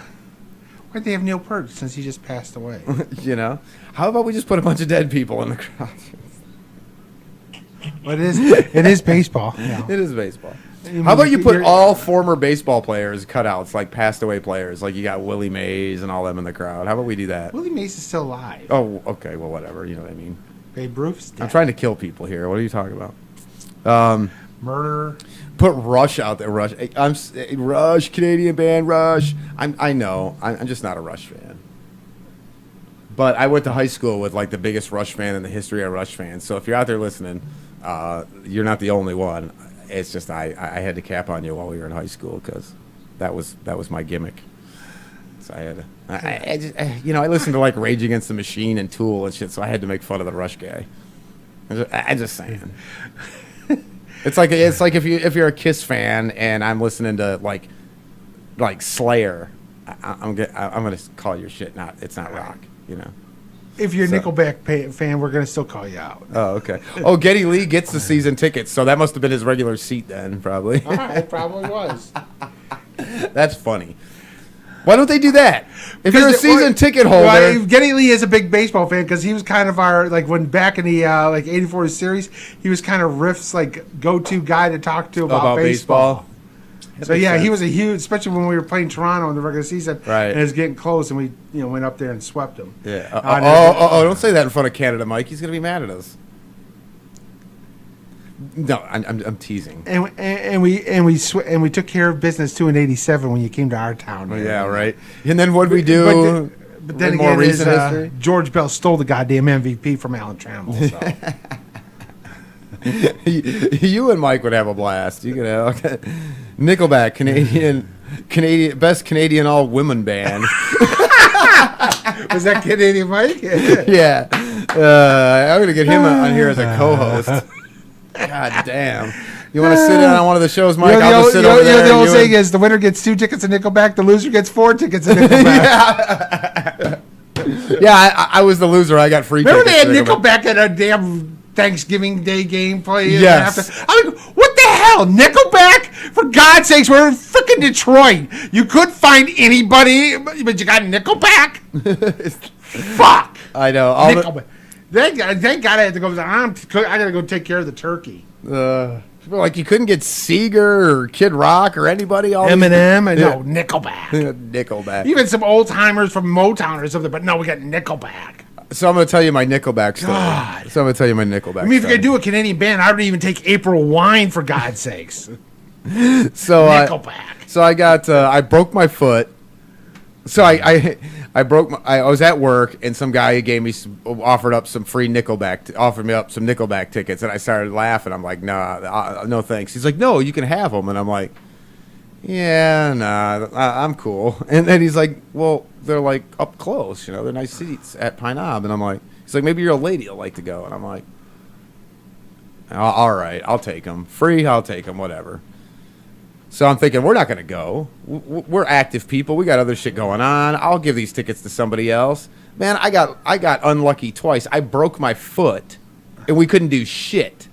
And she's like, well, let's go to the Nickelback concert. Oh, motherfucker, I broke my foot. I don't want to go to the Nickelback concert. I'm miserable already, and I'm going to be even more miserable because it's Nickelback. Why am I being punished I'm like being double punished here. This is bullshit. So we go, and I'm thinking, so now I got to look at the bright side. I'm like, oh, Papa Roach is on the ticket. Okay. I'm like, all right, Papa Roach is on the ticket. We'll get there early enough to catch Papa Roach, and then I'll get some sympathy from like hot Nickelback fans during the concert. I'll just wander around, All right. and, on my crutches, and I'll buy merch, and I just won't pay too much attention. I'll let her enjoy the show. So we missed the opening act. I don't even know who it was. So I'm like, oh, cool, just in time for Papa Roach. Papa Roach. That was the most garbagest fucking shit I've ever seen in my life. The only band I ever saw put on a worse performance, and I've seen almost every band there is to see having a suite at the Palace. Typo Negative was the only band I ever saw that was worse than these motherfuckers. That shit didn't even sound like music. I'm like, did you tune your fucking instruments before you came in here? Did you fucking give the shot of heroin to the sound guy? What the fuck is going? All of the above? What the fuck happened here? It was the worst sounding shit. It was so horrible. Nickelback was pretty fucking good. That's how bad it was. Papa Roach was so shitty. I loved the Nickelback show. That's how bad it was. This is a story from my ex-wife on there. She went to, and I can't stand Nickelback. And she's at Pine Knob, and Steve Miller's playing there. And also she goes, God, this is the worst Steve Miller goddamn tribute band I ever saw. And she goes, they're like, no, that's actual Steve Miller. She goes, oh my God, he's terrible. That's awesome. That's fucking epic. So that's fucking epic. So yeah, I don't like Nickelback's music, but if I'm gonna play devil's advocate, they did put on a really good stage show. The crowd was really into it, and if I was a performer getting that kind of reaction, I would probably blow a load in my pants, because that's what you live for, is that kind of reaction from the crowd for your show. And so I can't stand their music. I don't think they're good. They were very, very good compared to Papa Roach. There's nothing worse than looking forward to going to see a band and you go there and they just crap the bed. Dude, I got one for you. I went to see Chili Peppers and they shit the bed. Cypress Hill was the highlight of the fucking show. Cypress Hill. How the fuck they got on the same bill, I'm not sure. But Cypress Hill fucking killed it. They opened the show. I was hype as fuck. I'm like, God damn, this is good. Then it was Queens of the Stone Age. But they didn't have Dave Grohl. They had somebody else on the drums. Okay. And I'm like, they were okay. And then Chili Peppers came out. It sounded like crap. And fuck. Be pissed. I was mad. Well, that's like when we went and saw Lollapalooza, the first one on there. And again, In Living Color was freaking great. Who's that? In Living Color. Oh, yeah. God, Living Color's great, man. show. And also, too, Ice-T, because that was when... he's gangster. Dude, he's that's a good when he performer. came out with the Here Comes the Neighborhood on it. Yeah. I mean, it was hardcore. That was that body count shit, yeah. That body count shit was hardcore. Oh, dude, he was so badass. That body count, yeah. Oh, yeah, that would be a great show. So, like I said, you could almost name any hair band from the 80s, almost any metal band from the 70s through the 90s, up to the 2000s, and I've probably seen all of them. My buddy's dad had a friend that leased a suite at the Palace. He leased it for Pistons playoff games and for the Barbra Streisand concert they used to have every year for his wife. And then the rest of the time he barely ever was. He wasn't there, but he leased it all year round. So he gave my buddy's dad a key to the suite and was like, just make sure I'm not there and y'all can have it. So he didn't listen to rock and roll. Dude, I went to concerts. I went to MC Hammer Vanilla Ice. So much pussy in that place. And I was like 30 years old with a fucking rock hard dick staring at ass for 2.5 hours. Didn't even I was in the suite until I got some like 15-year-old girls to come back with us. We just graduated, and they went to go see Duran Duran. I'm like, fuck, why are we working chicks? I'm like, but they're like 14 years. I can't stand Duran Duran. Right. Jeez, no, I'm not going. I'm not seeing my money goes. Right. No, but this is all. Sorry. This is free. Like I said. I understand that on there, but no. I mean, I'll go. You know, gotta do what I gotta do. All right. But no. Yeah. I mean, I'll go see a concert. Oh yeah, you're dating her. Oh, I want to go see Janet Jackson. All right. Yeah, I mean, you do shit for your woman for sure. Yeah, Yeah, the woman. I'll go see that. I mean, but. Got a good game going on here. 23-25, coming to the last minute of the first quarter. Clippers versus Denver. Van Halen with David Lee Roth, the 1984 tour, was just terrible. Yes. Because everybody had to have a fucking solo. And you know, Eddie gets a guitar solo because he's Eddie. And then they got Mike, Alex doing his guitar, drum solo, fine. Then Michael Ansley's got to have a bass solo. And then fucking David Lee Roth's got to do his kung fu shit with the swords. Hey, I didn't pay to go see fucking kung fu. I paid goddamn money to hear fucking racing with and running with the devil. For God's sakes, what the fuck? Jesus fucking Christ! That was always the big thing for me. Is like, what set are they playing? So like, it became, when you first become a concert goer, it's like just see your favorite bands every time they come, anytime that you can. For me, then it became, because I saw most of the bands that I liked, it was like, okay, they're coming back here again. I need their set. What's their set list? I want to know what the set list. I want to know what the set list. Yeah. Now I want the set list, because if I go to a concert like that Chili Peppers one where they fucking played none of their old, they didn't play one song off Blood Sugar Sex Magic. Not one fucking song. Did they play anything from Mother's Milk? They play Higher Ground? No. Oh fuck that! I'd be pissed. No, they played. All they played was the new shit. Higher Ground. All they played was the fucking early, the new shit. Bullshit. That's it. They didn't even play the Zephyr song. And that's one of their newer ones. They might have. No, I take that back. They did play the Zephyr song. They came back, did an encore, and put the Zephyr song in. Like, that's an encore-worthy song. I'm like, dude, you guys are fucking killing me. Linkin Park was good. I mean, I fuck, man. Megadeth, I'm going to get ripped on here because Crew, for the geek guy, one of the best concerts I ever went to, believe it or not, was Oingo Boingo at the Royal Oak Music Theater. Oh, yeah, we're going to rip on you. Text line is 313-307-5340. No. 3 fucking hours they played. That's a long show. They played, not their old, they played everything. Yeah. I mean, it was like. Well, we went to Motley Crue's Crew Year's Eve, and thank God Vince Neil came in sober enough to finish the set, but they literally played for about 4 hours. They had like a break in between, an intermission, but they had like midget circus performers and fire breathers and all that crazy shit. And then Tommy Lee did the fucking rotating drum cage thing up above the crowd, and it telescoped out, and they did all that, and then and all that shit. So and then it was they set it up like a circus. It looked like a circus sideshow. Like they had the big tents, and they did the whole thing, and they had all these like dominatrix. I mean, it looked like a freaky like carnival. It was dope. And I'm not even a huge. I like Motley, and I love their early shows when I was a kid. But yeah. So okay, get off that stuff. Get back to sports, guys. Well, we pretty much covered everything. Except for Mike Tyson fighting a shark. Yeah, right? Is Freddie Anderson coming back to the Leafs? Oh, that's Mike again. Is Freddie Anderson coming back to the Leafs? No. No. He lost in the first round now. Again. First round. Exit. No. Yeah. Hey, are you happy that Mike Babcock got a new job there? He's head coach of Vermont. The University of Vermont, the Catamounts. Well, my whole thing is, how long do you give a guy? And then when you're dealing with this COVID stuff, I know they had a bad season, or not a great season, but like I don't know, like. See, I don't follow that enough to say, but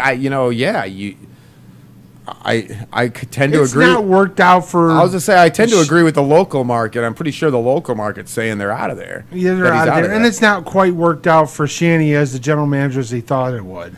Well, that's the other issue. Is like I guess that's my point. Is like, do you give it another year and then just new GM, new coach? Look on there, or do you bring back a newer, somebody younger? Or do you bring back? Do you go after like Joel Quinville, who got canned in Chicago, who's won 3 Stanley Cups? My thing is if you're not, or do you go after Gerard Gallant, who's not coaching anywhere? Who Right. brought, again? now I'd probably go that way. But my whole take is if you are on the fence about Shanahan as your GM, then why are you pulling the trigger on a new coach? Right. If you're going to pull the trigger on a GM, If you're going to do GM, then he's going to bring his own crew in. So I don't know if that's in play, Mike, but I mean that's what I would be looking at. So if they're willing to give Shanahan more time, then yeah, I would. I mean, if Freddie Anderson's gone, then to me that's saying we're giving Shanahan another coaching tenure to get this figured out before we let him go. And then If you don't think Shanahan is working out well there, then I don't know what coach would matter. Right. I mean, I would almost look at it. It's time to start for out there because again, they've gone 6 years and they haven't gotten past the first round. Right. Well, and it's not. I mean, it's you look at it and go, maybe it's time. Right. Well, and it's one of those things. We've done the same thing here, right? Let's use the Lions for an example, right? With Caldwell, right? He's not getting what you need to get done. But, so you get rid of Caldwell, you do whatever, and you're still not. Now you're even worse. Actually, you're because you went from 9-7 to fucking this year 3-13, so it's 3-12-1. Right. So it's about the decision you make after, right? So it's not necessarily just the decision of getting rid of Freddie. It's the decision you make after. Right. Because I mean, its difference is like yeah, you better hit on the next one. I mean, Shanahan, you better hit on the next coach. Right. Because you've got some talent there. You got Austin Matthews. You've got some really good talent. Right. You got Tavares, and you still couldn't get past the first round. Yep. And that's freaking Columbus, for God's sakes. Thank you. And that's the issue for me. And like I said,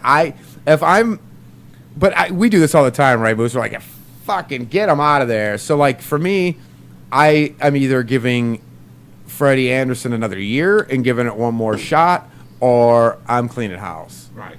But I don't know the contract situation with Shanny. I don't know how all that stuff is really, I'm not sure how long he's got left on his contract, Jim. But I'm definitely not looking to renew him. That's for damn sure. Yeah. And again, and we like him. I mean, we don't have to, we're kind of biased towards him. Yeah, we won 3 Stanley Cups with him. Yeah, it's just unfortunate. But Gerard Gallant was the one too. I'm like wondering why they got rid of him because again, he got him to the Stanley Cup Finals their first year, got him into playoffs, and got him to a conference finals their second year. And you go, what the hell? Once again, Caldwell put the team together, got them to a playoffs, went 9-7, and you let them go, and then they fall apart from there. So. During the season, I mean, what the? And they end up with the basically is the, they won the Pacific, and now they're the number 1 seed in the bubble on there now, because they on what they done.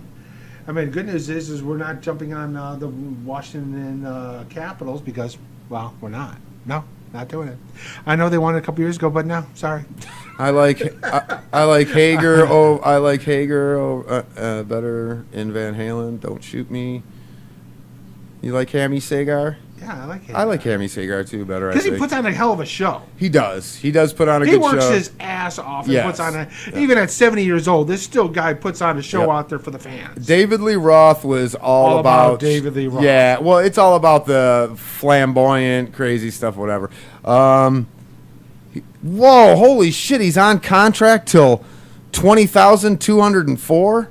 God damn, he'll be how old then? Too many numbers, bud. 2024 though, I guess. So he's still on for another 3 years or 4 years? Jesus. Yeah, well, I'm going to tell you Freddie's gone because if you're going to keep him on for another 4 years, then that's basically a whole nother coaching tenure. Ugh. So that's basically a whole nother coaching tenure. Time to cut bait, man, underneath the damn. You're Toronto. You're a major market. 4 still till Jesus 4 years. Christ. That's a How long He's time. been here, 5 years as a general manager, and they haven't done. What did you think you were going to hit like Tampa Bay did with Yzerman? And obviously it didn't work out. Well, maybe that's what they thought. I mean, that's what it feels like. And you know, from a guy like that, you would, you know, with the success he had on the ice, but we know how that works. Just because you have success on the court doesn't mean you have it in the boardroom. Just ask Jordan. Yeah. I mean, he's the GOAT, and he's been an unmitigated disaster in the front. Same with Magic. It's like, I like to know who's the So- general manager of the damn Oilers, because there's a team too. First round pick around there, and you got the best player in frickin' hockey. Right. Oh, he's president, not GM. My bad. Still, Whatever. can him too. Can him. It's only it's only money. Well, I mean, he's doing, but he's still dealing with. I imagine his role is still a big part of his role is hiring and firing. Yes, he oversees the general manager and everything. All right. So, you know, Tom I don't know. Brady. Team president. I guess I didn't realize that. I guess that's kind of on me there. So, But- Toronto, Mike, what do you think of the Buffalo Sabres going back to the glory uniforms there with the royal blue and that, man? I love going back to the old school uniforms. Oh yeah, sure. A lot of those old school Yeah, uniforms. royal blue with the gold, It's like the old bah! It's like the old Whalers uniforms, and I love all the old ones, man. The whale tail. Dun, Yeah. dun, dun, dun, dun, dun, I dun. mean, yeah, I think some of the best, even when you look at, I mean, with the exception of some of those NFL throwbacks and a couple of the NBA throwbacks, I love a lot of the throwbacks that they have. Right. You know, so if you take a throwback look and you do it new school, I love it. It's kind of like the new cars, right? Where they take the new school bubble, but they mix in the old school body lines, like where they do the body Mustangs line, and the yes. Camaros and all that stuff. So, yeah. So, but I still think... I still love the Blackhawks jersey. The red. I love it. The home jersey, the Yeah. red jersey with the Blackhawk logo is still the best. I love that. It's the best. It's the best jersey in all of sports. Yeah, it's one of my top. It's definitely in my top 5. I love it, and you could definitely make an argument for that. You know, I know we're in a politically sensitive time, but that is a tribute, not a Right. derogatory thing. So, the powder blues that the Jays wore last night, love those. Okay. You know what? That ain't bad. No. That's an underrated jersey. The powder blue of the Jays. Yeah. Yeah. I mean, it's like I love the powder blue of the Chargers. So you're all. Well, I that's mean, the baby blue. That's not the powder. well, whatever, the baby But like, blue. Where's But was like the St. if Louis Cardinals? And if the you get Phillies. that light blue color, I'm gonna love it. Like my Like- Trans Am was those colors. You know what But I'm you saying? had the Phillies and the Cardinals had that powder blue of the 70s, and which made no sense because their primary color was freaking red. Right. I'm like, what the hell? San Diego's going back to the dark brown, baby. Oh shoot. Bring back the Friar. Oh man. But you got to admit some of the they're not all great. No. So, but yeah, there are some really good ones. I think hockey, they do a really good job with a lot of their jerseys. I mean, if you look at it, the Red Wings has always been a great sweater. Yes. You know what I'm saying? Like, there's just a lot of really good ones. I love the Toronto Maple Leafs sweater. It's simple, but I love it.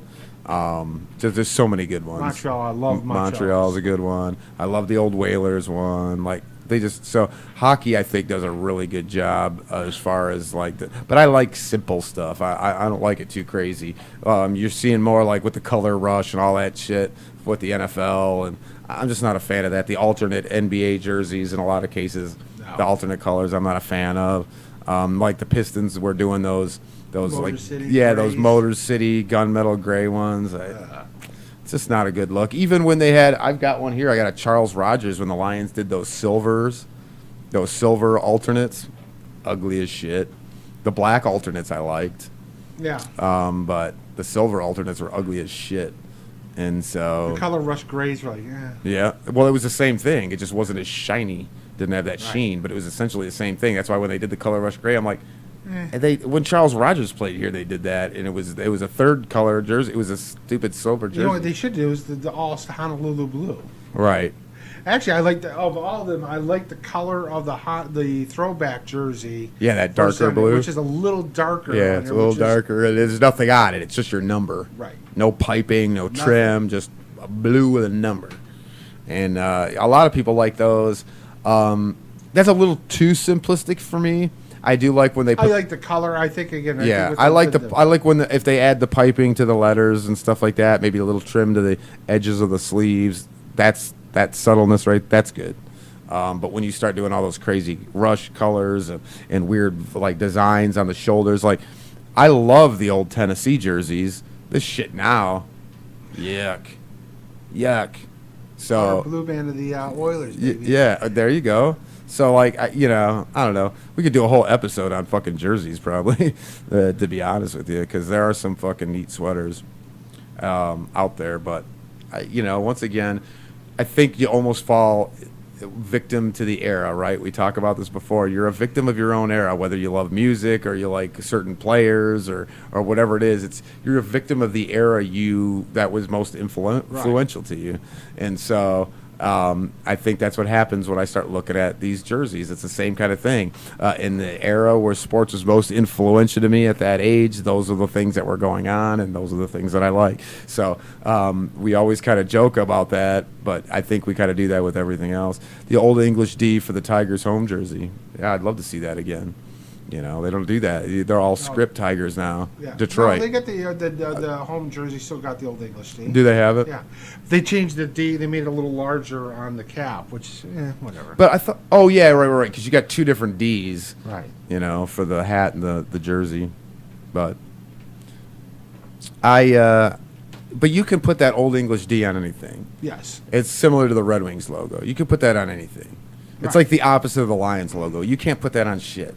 No. You put it on stuff, it instantly loses value. Change the logo, change the color. They did change the logo. They made it. Angry Bubbles. Yeah, kinda. It doesn't even really angry. He just looks like he's moving faster. You got freaking Lionhead. Maybe you could do some cool cartoons for Lionhead. I would have done a front forward face and lion head. Show off the teeth, a front forward face and lion head. Or the 3/4. Hey, dude, look right here, Budro. Front facing lion head. You could even do a sideways King of the Jungle style. I would do that lion head with a growl, or more like the King of the Jungle. So, but an open mouth, full mane, tigers, a lion face straight on. Any of that would be better than the bullshit. Bubbles. It's a fucking animal cracker. That's what that logo is. It's a fucking animal cracker. I hate it. Good game. 39-39. One hell of a game. 6 minutes left to go in the second quarter. Watch it with us. A little NBA action. As you can see, we got it on the projector behind us. I hope you guys are enjoying it. So, to the rack. Yeah, I'm digging the fact that the elevation of the quality of the games are getting better. Last week it really they've gotten jumped better. out. I'm not a fan. Since we're talking about jerseys, I'm not a fan of this shit the Nuggets are wearing right now. I don't mind the color, but that fucking I don't know. It just doesn't. It's not doing it for me. I talk about simplicity, but give me a little something. Give me a little something. Those that font is really tiny. There's no piping or anything on it. It's not even doesn't even have any flash to it. It's just as plain Jane, thin, small lettering as you can get. I'm just not a fan of it. Ooh, nice play. So I like the color though. I do like the blue, but it's just not overall. I'm not a huge fan of that. That mile height. Like I said, once again, the same thing with the Detroit fucking ones. Which we could see and touch here, but anyway. All right, guys. So I appreciate everybody for chiming in. I apologize for the hesitations, the hiccups, whatever that internet thing's going on there.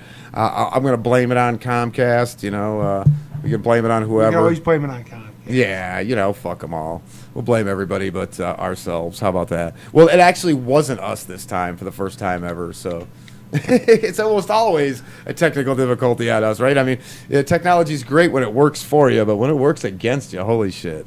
So, but we're gonna come back here and do this thing again next week.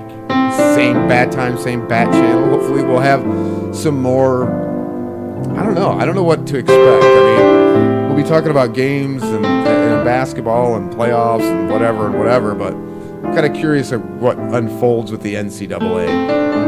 That's going to be what I'll be looking for throughout the week.